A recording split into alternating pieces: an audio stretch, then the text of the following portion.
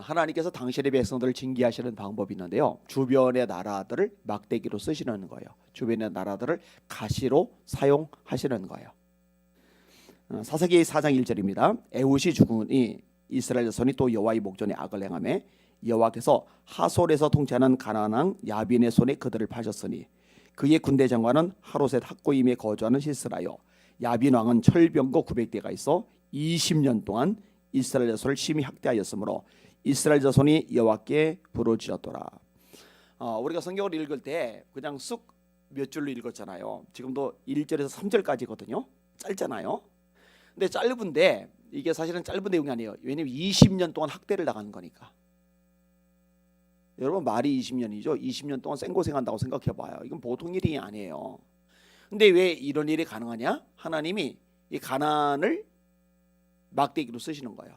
가시로 쓰시는 거예요. 그래서 오늘 본문에 아까 읽은 본문에 여호와께서 야빈의 손에 파셨다. 누가 그렇게 만드셨느냐? 하나님이. 여호와께서 야빈의 손에 파셨다. 근데 왜 이렇게 하시느냐? 여호와의 목전에 악을 행하매 죄 때문에. 죄 때문에 막대기를 들어서 때리시는 거예요. 징계의 채찍 때리시는 거예요. 자, 그다음에 6장에도 이렇게 말합니다.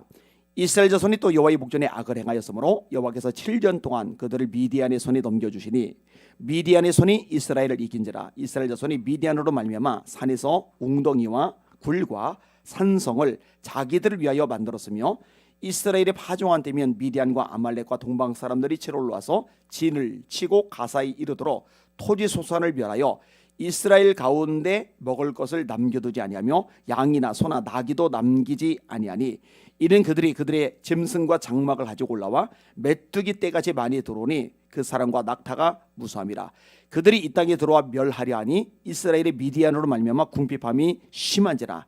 이에 이스라엘 자손이 여호와께 부르짖었더라. 자, 이번에 여기에서는 7년 동안 나라가 어려워요. 미디안 때문에 먹을 것이 없어요. 궁핍했다고 돼 있잖아요, 그죠? 근데 왜 이런 일이 발생을 했느냐? 여호와께서 7년 동안 미디안의 손에 넘겨주시니. 이번에도 주체가 누구냐? 하나님이. 하나님. 미디안이 잘나서 그런 게 아니고 이스라엘이 약해서 그런 게 아니라 하나님이 이스라엘 당신의 백성들을 미디안의 손에 넘겨줘 버리신 거예요. 징계죠. 그러니까 미디안을 막대기로 쓰신 거예요. 미디안을 가시로 쓰시는 거예요. 이유는 왜? 죄. 이스라엘 자손이 또 여호와의 목전에 악을 행하였으므로 이렇게 말하는 거예요. 자, 하나만 더 인용을 해볼게요. 이스라엘 자손이 다시 여호와의 목전에 악을 행하여 바알들과 아스타롯과 아람의 신들과 시돈의 신들과 모압의 신들과 암몬 자손의 신들과 블레셋 사람들의 신들을 섬기고 여호와를 버리고 그를 섬기지 아니하므로 여호와께서 이스라엘에게 진노하사 블레셋 사람의 손과 암몬 자손의 손에 그들을 파심해 그 해에 그들이 요단강 저쪽 길앗에 있는 아모리 족속의 땅에 있는 모든 이스라엘 자손을 쳤으며 8해 동안 억압하였더라. 암몬 자손과 또 암몬 자손이 또 요단을 건너서 유다와 베냐민과 에브라임 족속과 싸움으로 이스라엘의 권고가 심하였더라. 너무 힘들어요. 너무 피곤해요. 너무 궁핍해요. 이거는 이번에 몇 년이냐? 8년. 근데 왜 이런 일이 발생이냐냐? 하나님이 이 암몬을, 이 블레셋을 징계의 막대기로 쓰시는 거예요. 가시로 쓰시는 거예요. 여호와께서 블레셋 사람들의 손과 암몬 자손의 손에 그들을 파셨다. 또 이렇게 나와요. 자, 넘기셨다라는 표현 또는 파셨다라는 표현, 이런 표현이 나와요. 하나님이 우리를 그쪽으로 이렇게 밀어 넣으시는 거예요. 이렇게. 이는 왜? 역시 죄 때문에. 이스라엘 자손이 다시 여호와의 목전에 악을 행하여 이렇게 말합니다. 자, 그러면요, 이렇게 징계를 내리시는 목적이 뭐냐? 이 주변 나라를 통해서 막대기로 때리시는 목적이 뭐고 가시로 찌르시는 목적이 뭐냐? 완전히 망해라, 완전히 사라져라, 완전히 끝장나라, 이런 뜻이냐? 아니에요. 회개를 원하십니다. 하나님께로 돌아오기를, 말씀으로 돌아오기를 원하시는 거예요. 그리고 회개를 통해서 회복이 되기를 원하시는 거예요. 이게 하나님 아버지의 마음입니다. 여러분 바벨론을 들으셔서 하나님이 유다를 치시잖아요.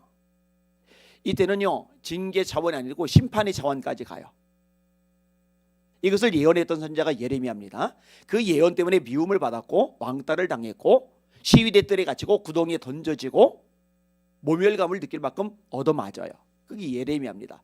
그래서 우는 장면이 많이 나와서 별명이 눈물의 선지자입니다. 근데 이 눈물의 선지자 예레미야가 왜 이런 고초를 당하느냐? 바벨론에 의해서 멸망을 당할 거야. 너희들 애굽을 의지해봐야 소용없어. 너희들 군대에 동원하고 애쓰고 용서봐야 소용없어. 어차피 멸망당할 거야. 이런 식으로 말씀을 전하니까 미움을 당하는 거예요. 그런데 예레미야가 이렇게 바벨론에서 하나님이 심판을 행하실 때조차도 그 목적이 완전히 사라지고 끝장나는 게 목적이 아니라 사실은 돌이키게 하시고 회복하게 하시는데 주 목적이 있어요. 그래서 예레미야 29장에 말씀합니다. 여호와께서 말씀하시되 바빌론에서 70년이 차면 내가 너희를 돌보고 나의 선한 말을 너희에게 성취하게 하여 너희를 이 땅으로 돌아오게 하리라. 너희를 향한 나의 계획을 내가 아노니 재앙이 아니다. 너희에게 미래와 소망을 주려 하는 것이니라. 재앙이 주목적이 아니에요. 소망이 주목적이에요. 재앙이 주목적이 아니에요. 미래를 주시는 게 주목적입니다. 자, 지금 우리가 읽은 본문은 오바댜입니다. 이 오바댜는 에돔이라는 한 나라에 집중을 해요. 나움이 니느웨라는 아수르라는 한 나라에 집중하듯이. 자, 이 에돔을 하나님이 심판을 하셔요. 왜냐면 막대기로 쓰셨거든요. 가시로 쓰셨거든요. 근데 정도가 너무 지나쳐요. 그래서 이 에돔에 대한 심판을 하나님이 예고를 하시는 거예요. 그런데 이 에돔을 통해서 막대기로 치셨고 가시로 찌르셨는데 정작 유대인들 하나님의 백성들 향한 하나님의 마음은 뭐냐? 아까 얘기했잖아요. 결국 회복이라고. 그래서 오늘 본문에도 이걸 대비를 시켜요. 그래서 이 유다 사람들 하나님의 백성들의 종말과 이 에돔 사람들의 종말이 정확하게 대비돼서 나타납니다. 말씀 보세요.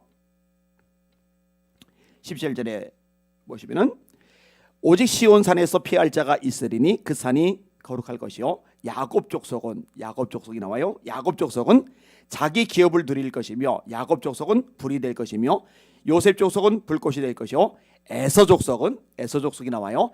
에서 족속은 지푸라기가 될 것이라. 그들이 그들 위에 붙어서 그들을 불사를 것인즉 에서 족속에 남은 자가 없으리니 여호와께서 말씀하셨습니다. 자, 이 하나님의 백성들에 대해서 결국 어떻게 얘기하느냐? 오직 시온산에서 피할 자가 있을 것이다. 시온산이 뭐예요? 시온산? 하나님이 계시는 산. 여러분 성경에서요, 이 산을 말할 때 하나님이 거하시는 곳 이렇게 염두에 두시면 돼요. 자, 예를 들어 시편 15편에 여호와의 장막에 머물 자 누구며 주의 성산에 거할 자 누구니까. 그래서 성산은 거룩한 산. 하나님이 계시는 거예요. 여기 누가 올라가느냐 이거예요. 그다음에 시편 24편 3절이죠. 여호와의 산에 오를 자 누구며 그의 거룩한 곳에 설 자가 누구냐. 여기도 여호와의 산. 시편 121편에 내가 산을 향하여 노를 들리라. 나의 돔이 어디서 올고 나의 돔이 천지를 지신 여호와에게서로다. 얘도 산을 바라봐요. 왜? 거기 하나님이 계시니까. 그다음에 시편 48편 1절 여호와는 위대하시니 우리 하나님의 성 거룩한 산에서 지극히 찬양을 받으시리로다. 얘도 거룩한 산. 이런 식으로 인용하면 제가 한도 끝 없이 인용할 수 있어요. 이 산, 하나님이 계시는 산. 따라서 시온산에 피하는 자라는 얘기는 하나님께 피하는 자. 이해가 되시죠? 하나님만을 의지하는 자. 하나님이 원하시는 게 그거잖아요. 여러분 예레미야 17장에 보면요, 하나님이 두 사람을 구분하세요.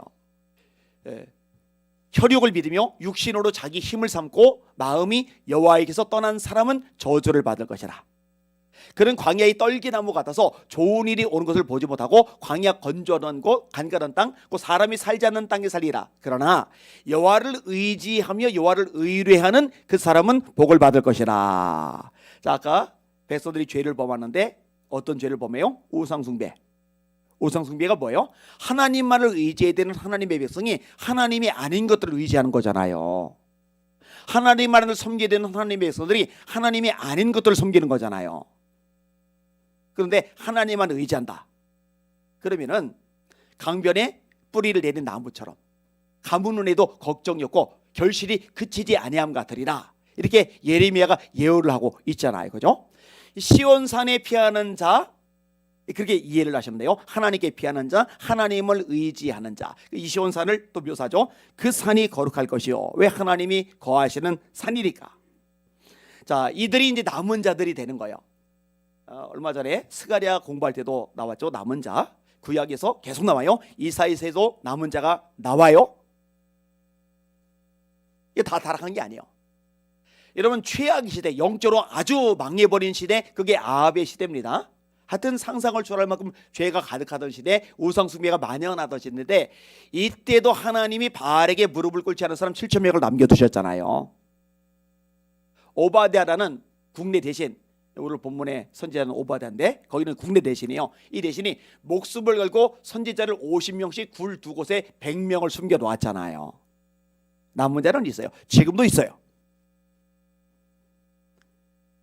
자, 이들에게 회복의 역사가 일어나는데, 야곱 족속은 자기 기업을 누릴 것이며, 아니 완전히 멸망한 거 아니에요? 완전히 끝장난 거 아니에요? 아니요. 회복이 되고 기업을 누려요. 거기 당하네요. 야곱 족속은 불이 될 것이며 요셉 족속은 불꽃이 될 것이요. 이제는 태워지는 존재가 아니라 태우는 존재로 바뀌어요. 이게 야곱 족속이에요. 그러면은 이 야곱 족속, 이스라엘 백성들, 하나님의 백성을 괴롭히고 못되게 굴었던 에돔은 어떻게 되느냐? 이 에돔은 지푸라기 같이 되는 거예요. 그게 다음에 나오는 거죠. 지푸라기 같이 된다.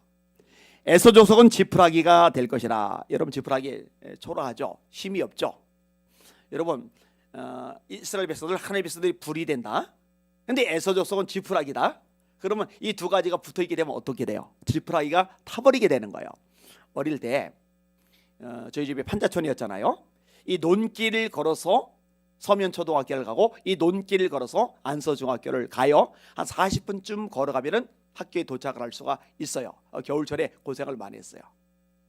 여름에 장마가 지면 논길로 못 다녀요. 그럼 이제 뺑 돌아가는데 시간이 한참 많이 걸려요. 자, 아무튼 논길로 걸어갈 때 곡식을 다 베고 나면은 볕단들을 이렇게 쌓아놔요.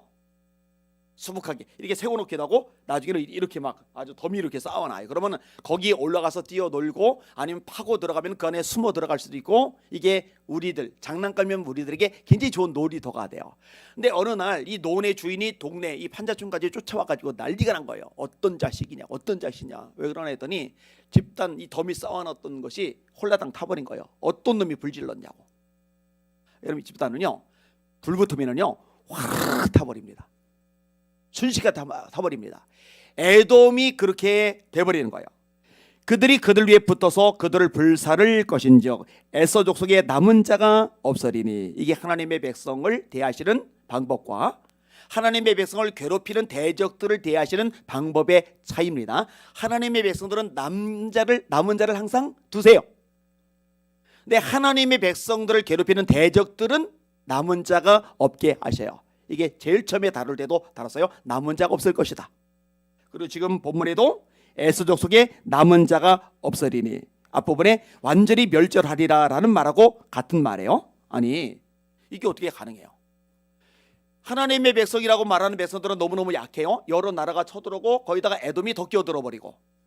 근데 에돔은 바위 틈에 거해요. 요새 같은, 천년 요새 같은 그런 나라란 말이에요. 그래서 내가 별 사이에 깃들인다, 바위 틈 높은 곳에 깃들인다, 누가 나를 끌어내기느냐, 이렇게 큰 소리를 쳐요. 그런데 어떻게 이렇게 강한 나라인 에돔은 완전히 남은 것 없이 멸망을 해버리고, 힘이 없어 보이던 이제 끝장난 것 같던 이 하나님의 백성들은 어떻게 회복이 되느냐고요. 이게 왜 가능하냐고요. 간단해요. 여호와께서 말씀하셨습니다. 하나님의 말씀이기 때문에 그대로 이루어지는 줄 믿습니다. 그대로 돼버려요. 자, 이제 얻을 것이란 말이 이제 19절부터 계속되는데 쭉쭉 읽어드릴게요. 그들이, 남은 자들이죠. 그들이 네겝과 에서의 산과 평지와 블레셋을 얻을 것이요. 또 그들이 에브라임의 들과 사마리아의 들을 얻을 것이며, 베냐민은 길랏을 얻을 것이며. 20절, 사로잡혔던 이스라엘의 많은 자손은 가나안 사람에게 속한 이 땅을 사르밧까지 얻을 것이며, 예루살렘에서 사로잡혔던 자들, 곧 스바랏에 있는 자들은 네겝의 성읍들을 얻을 것이니라. 그래서 사로잡혔던 자들은 두 종류인데, 하나는 바벨론에 사로잡혀간 자들이고, 또 하나는 그 이전에 이미 끌려갔던 사람들이 있어요. 이 두 가지를 모두 포함하고 있는 겁니다. 그들이 회복이 되고 땅을 차지한다. 그리고 결론적으로 21절에 구원받은 자들이 시온산에 올라와서 에서의 산을 심판하리니 나라가 여호와께 속하리라. 자, 이도 두 개가 대비돼요. 아까 앞부분에 야곱 족속과 에서 족속이 대비가 되죠. 야곱 족속은 회복을 경험하고 에서 족속은 남은 자가 없다. 야곱 족속은 불이 되고 에서 족속은 지푸라기 돼서 타버린다. 이렇게 대비를 해요. 그리고 여기 마지막 21절에도 산을 두 가지를 대비를 시켜요. 하나는 시온산, 하나는 에서의 산. 성경이 읽다 보면 재밌어요. 이 문학적인 면에서도 상당히 참 이렇게 표현력이 기발하고 오묘해요. 다시요. 구원받은 자들이 시온산에 올라와서 에서의 산을 심판하리니 나라가 여호와께 속하리라. 거꾸로 되는 거예요. 막대기는 부러지고 심판을 나가던 백성들은 회복이 되고 다시 한번 일어서게 되는 거죠. 여러분, 말씀을 정리합니다. 이거는 교회를 향해서도 마찬가지 말씀입니다. 여러분, 사실 이 성경 모든 것은 예수님에게 초점이 맞춰져 있죠. 그다음에 교회하고 연결이 되어집니다. 우리가 스가랴서 공부할 때도 이 부분을 확실하게 배웠어요. 제가 이번에는 신약의 교회 또는 성령 시대하고 아주 세부적으로 연결시키는 작업은 안 했습니다만, 아무튼 이러면 세상이 가만히 보면은 교회가 약해 보여요. 무기력해 보여요. 힘없어 보여요. 그리고 세상에 이 교회를 압박하고 괴롭히고 힘들게 하는 존재를 보면 너무 강하고 대단해 보여요. 그런데 여러분, 하나님이 이런 것들을 통해서 교회 보고 정신 차리라고 징계의 막대기를 때리시는 거예요. 가시로 찌르시는 거예요. 그리고 목적은 망해라, 완전히 사라져버려라, 이게 아니라 원하시는 건 딱 하나요. 회개하라는 거예요. 회개. 그러면은 회복시켜 주시겠다는 겁니다. 대신에 주님의 몸된 교회 하나님의 백성들을 괴롭히는 대적들은 진짜로 심판을 받는 거예요. 완전히 망하게 되는 거예요. 그러니까 대적들이 강해 보여도 겁먹지 마시기를 주님의 이름으로 축원합니다. 결국 하나님이 무너지게 만드십니다. 그리고 징계를 만나시거든 개인적으로 만나건 가정적으로 만나건 아니면 교회적으로 국가적으로 만나든 간에 이럴 때는 이게 끝장이라고 생각하지 마시고 하나님께로 돌아가면은 회복케 하시고 다시 살아나게 하신다, 부흥케 하신다, 이 사실을 깨닫는 저와 여러분들 한국교회가 되기를 주님의 이름으로 축원합니다. 이게 굉장히 필요한 요점입니다. 여러분, 히브리서 12장에 보면은요, 징계의 기능을 아주 명확하게 언급하는데 요거 좀 인용하고 정리할게요.